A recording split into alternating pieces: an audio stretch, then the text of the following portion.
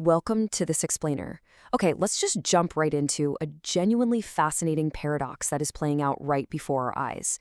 We are looking at this wild collision between digital internet culture and global geopolitics.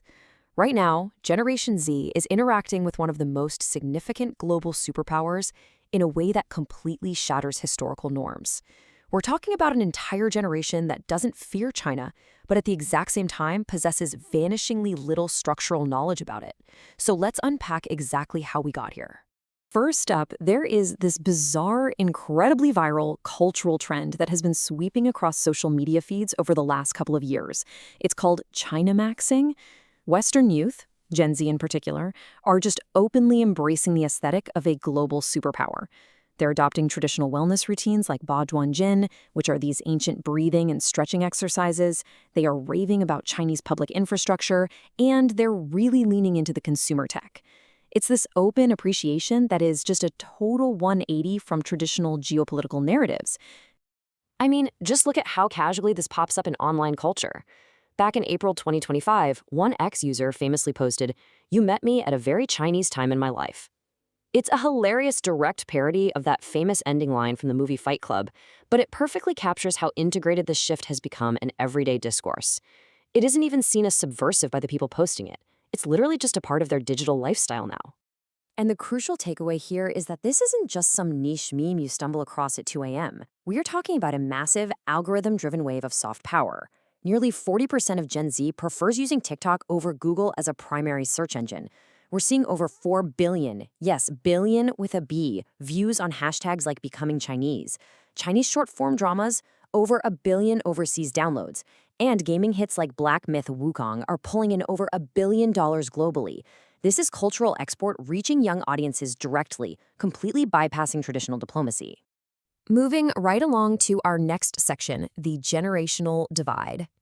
Let's look at how this digital fascination translates into actual political polling data, because it is creating a stark, measurable generational gap.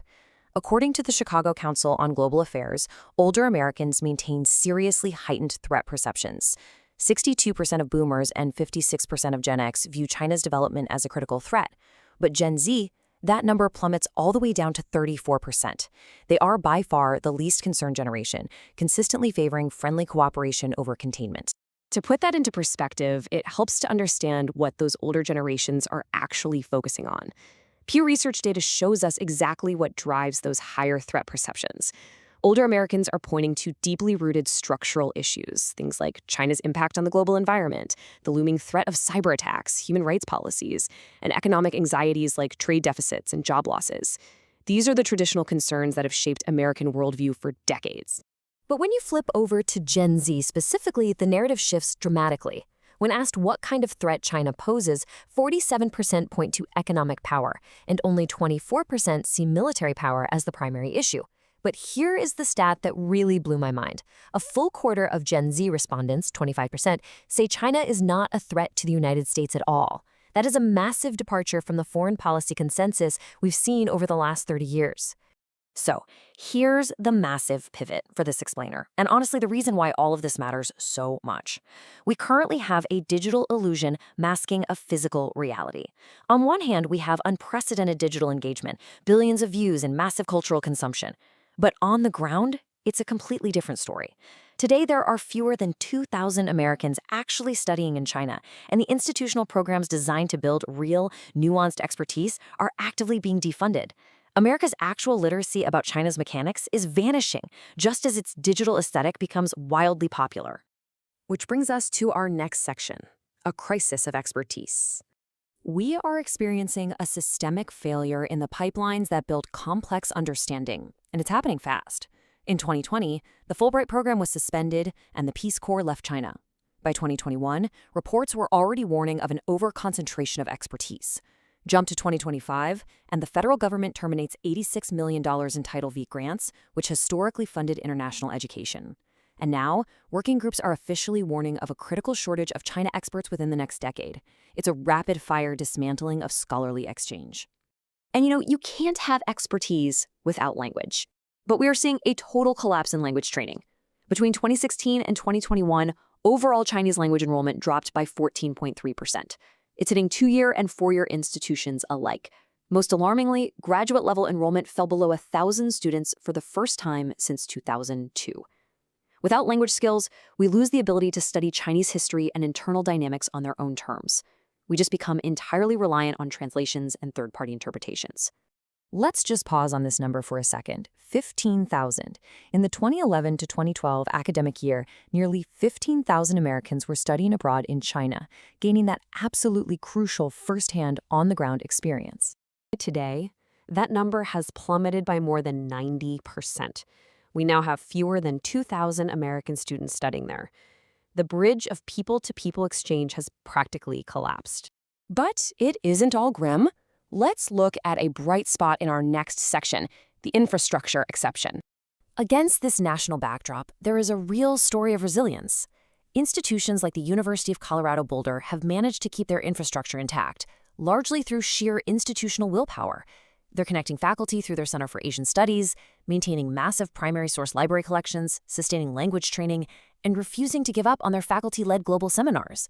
They are proving that it is totally possible to maintain these pipelines if the commitment is actually there. Their Tang Global Seminar Program is a textbook example of doing it right.